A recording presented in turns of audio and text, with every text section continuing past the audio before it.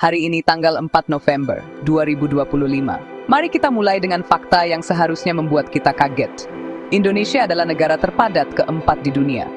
Sebuah kepulauan yang membentang di persimpangan maritim yang sangat strategis. Harta karun sumber daya alam yang diidam-idamkan dunia. Nikel, minyak sawit, batu bara, gas. Demografi kita muda, bersemangat, mewakili pasar domestik yang besar. Dengan semua bahan untuk sukses ini, sebuah pertanyaan besar menggantung di udara. Mengapa setelah sekian lama Indonesia belum menjadi negara kaya? Ini adalah paradoks yang harus kita hadapi. Ini bukan pertanyaan dari pesimisme, tetapi dari keinginan untuk kemajuan. Kita melihat gedung-gedung pencakar langit di Jakarta, ekonomi digital yang ramai, kisah sukses para pengusaha kita. Namun gambaran itu menutupi kenyataan yang lebih kompleks. Bank Dunia masih mengklasifikasikan Indonesia sebagai negara berpenghasilan menengah ke bawah. PDB per kapita kita jauh tertinggal. Salah satu alasan paling mendalam mengapa kemajuan kita terhambat dapat ditemukan, terkubur dalam sejarah kita, dan tercermin dalam institusi yang kita miliki saat ini. Warisan kolonialisme bukan hanya tentang pengambilan sumber daya, itu tentang penciptaan struktur ekonomi dan struktur hukum yang dirancang untuk melayani kepentingan eksternal. Ketika kemerdekaan akhirnya diraih, negara ini ditinggalkan dengan institusi yang lemah dan kerangka kerja yang tidak cocok untuk membangun ekonomi modern yang adil. Dekade-dekade berikutnya ditandai oleh pembangunan ambisius, tetapi sering dirusak oleh korupsi, kebusukan sistemik. Korupsi bertindak seperti pajak bagi seluruh bangsa, tetapi kaum miskinlah yang membayar harga tertinggi. Ketika dana yang dialokasikan untuk jalan desa baru disalahgunakan, petani yang tidak bisa membawa hasil panennya ke pasar menderita. Ketika anggaran buku sekolah dikorupsi, anak di daerah terpencil yang masa depannya dicuri. Ini bukan hanya tentang beberapa orang jahat. Ini pada saat-saat tertentu telah menjadi budaya yang mengakar dalam birokrasi dan politik. Nepotisme, penyuapan, mendistorsi pasar, memastikan kontrak diberikan kepada yang punya koneksi.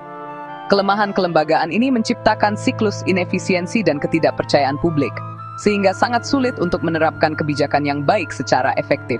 Yang memperparah masalah adalah labirin peraturan yang membingungkan dan seringkali saling bertentangan. Menavigasi birokrasi bisa sangat melelahkan. Izin yang seharusnya memakan waktu berhari-hari bisa berbulan-bulan, terperangkap dalam otoritas tumpang tindih dan aturan tak jelas. Ketidakpastian regulasi adalah penghalang besar bagi investasi. Aturan tak boleh berubah semalam. Sumber daya terbesar suatu bangsa bukanlah apa yang ada di bawah tanahnya, melainkan apa yang ada dalam pikiran rakyatnya. Tidak ada negara yang pernah mencapai status berpenghasilan tinggi tanpa populasi yang sehat, terampil, berpendidikan baik. Ini mungkin tantangan paling kritis kita. Kesenjangan yang terus-menerus dalam kualitas sumber daya manusia. Partisipasi meningkat, namun kualitas tetap memprihatinkan dan tidak merata. Banyak siswa menyelesaikan 12 tahun sekolah tanpa menguasai membaca, menulis, berhitung, dan berpikir kritis. Hambatan mendasar untuk ekonomi modern yang bersaing di panggung global. Perbedaan kualitas pendidikan antara pusat kota di Jawa, desa terpencil di Papua, dan Nusa Tenggara sangat besar. Masa depan anak terlalu sering ditentukan oleh kode pos. Kekurangan guru terlatih dan termotivasi, terutama di daerah kurang beruntung. Fasilitas tidak memadai, perpustakaan, laboratorium, bahkan internet andal. Siswa kita tertinggal dalam penilaian internasional seperti PISA, bukan karena kurang potensi anak-anak, melainkan karena sistem yang kita berikan. Pikiran tidak dapat belajar jika tubuh tidak bernutrisi. Stunting masa kanak-kanak memengaruhi jutaan, mengganggu perkembangan kognitif dan membatasi potensi sepanjang hidup. Akses layanan kesehatan berkualitas tidak merata, mengganggu kemampuan bekerja dan belajar efektif. Ketika keterampilan kurang, ekonomi condong ke sektor rendah upah, sulit naik rantai nilai. Kita butuh insinyur, pemrogram, ilmuwan, dan teknisi terampil untuk membuka produktivitas, upah, dan keluar dari siklus kemiskinan. Bayangkan seorang petani di pedesaan Sumatera yang menghasilkan biji kopi berkualitas tinggi. Untuk membawa biji kopi itu ke pelabuhan untuk diekspor, mereka harus melewati jalan yang tidak terawat, biaya transportasi tinggi, dan risiko kerusakan. Masalah besar di seluruh negeri, infrastruktur tidak memadai dan tidak merata. Untuk negara kepulauan dengan lebih dari 17.000 pulau, konektivitas adalah segalanya. Biaya logistik tinggi membebani ekonomi. Memindahkan barang antar pulau kadang lebih mahal daripada ke negara lain, tanda inefisiensi mendalam. Defisit melampaui jalan dan pelabuhan, pasokan listrik tak andal menghambat aktivitas industri dan digital. Internet lambat dan mahal di luar pusat kota menciptakan kesenjangan digital jutaan orang.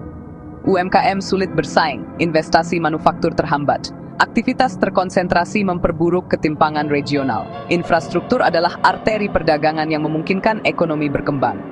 Kita bergantung pada ekspor komoditas mentah, minyak sawit mentah, biji nikel, batu bara. Kita mengekspor pekerjaan dan nilai. Uang sebenarnya dari pengolahan menjadi barang jadi dan setengah jadi. Tanpa industri hilir, kita rentan pada gejolak harga global. Saat harga tinggi, pendapatan melonjak. Saat turun, anggaran terpukul.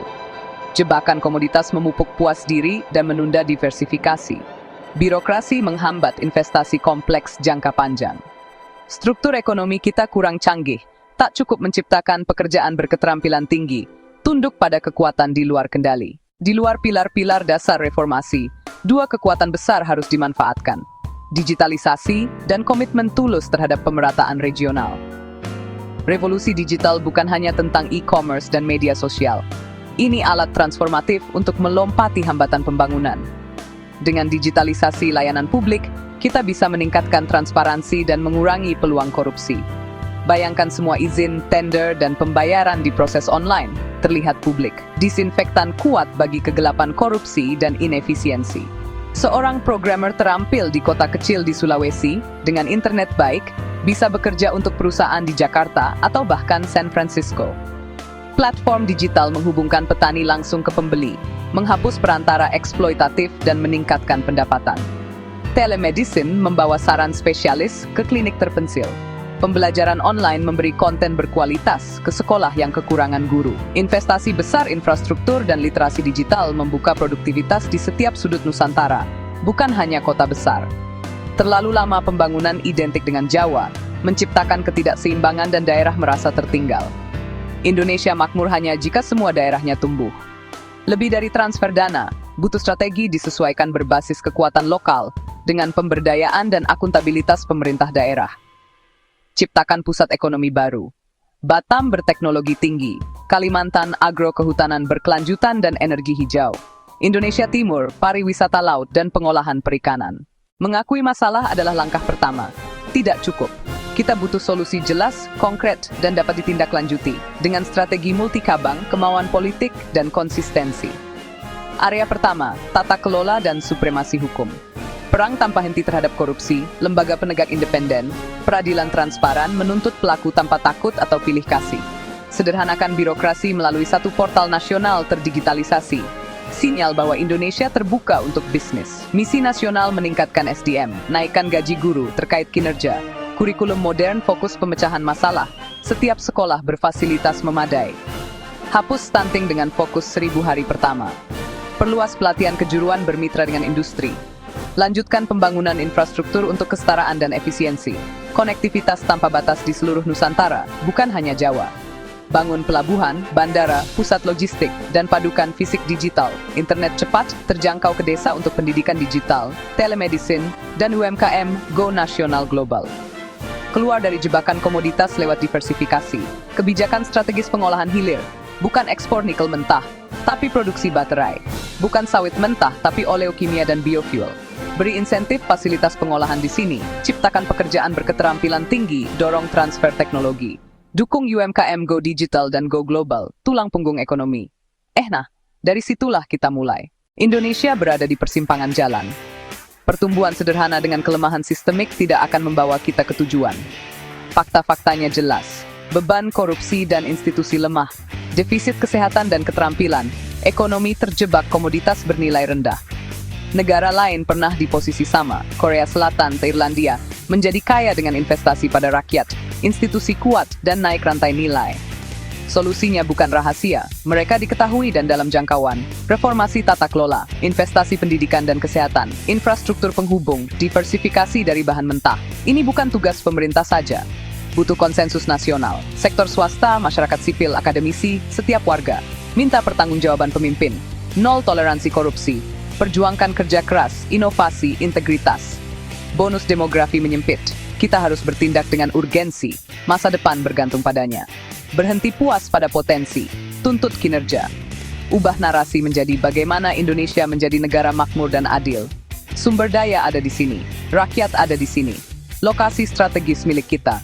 Yang dibutuhkan, kemauan kolektif dan disiplin pelaksanaan. Indonesia Emas 2045 bisa jadi kenyataan. Pendidikan kelas dunia, pengusaha berjaya, kekayaan alam diproses di negeri sendiri, kemakmuran dari Sabang sampai Merauke.